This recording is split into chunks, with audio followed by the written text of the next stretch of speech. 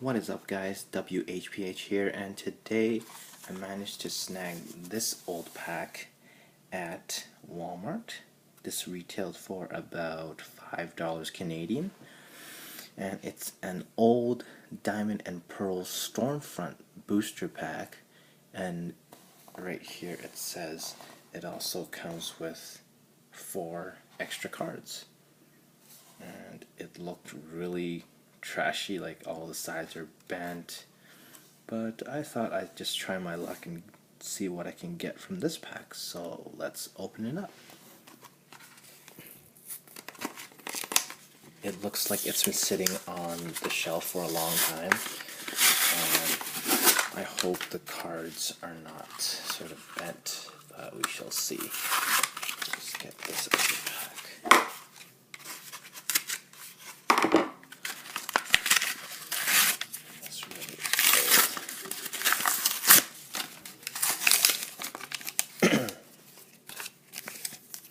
So here is the booster pack. I mean, even the wrapper looks kind of destroyed. We'll see. Let me just get this to focus first. Here we go. So I'm just going to put this right here. And here are the bonus cards. So we have Rosianne's Research. Whoa. A Spirit Tomb. This is a rare card. Nice. And it's got a signature on it. I'm not sure if it's a really special card. I'll have to do some research. It's pretty cool. Spirit Tombs. A Pokemon collector, which has also a signature on it. I'm not really sure about these old cards. Never seen any of these. And the last one is an energy card. There's nothing special there.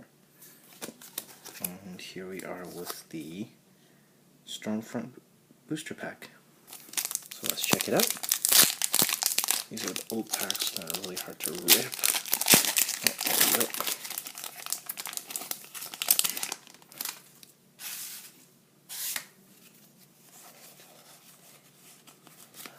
Let's put the holo rare and the rare in the back, or the reverse holo, sorry. So the first card is a Misdreavus, Roselia, Duskull, Onyx, a Stunky, it's pretty cool art, a Conductive Quarry,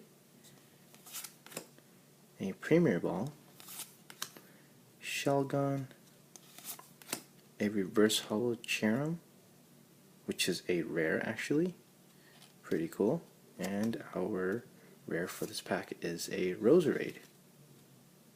So overall pretty average pulls.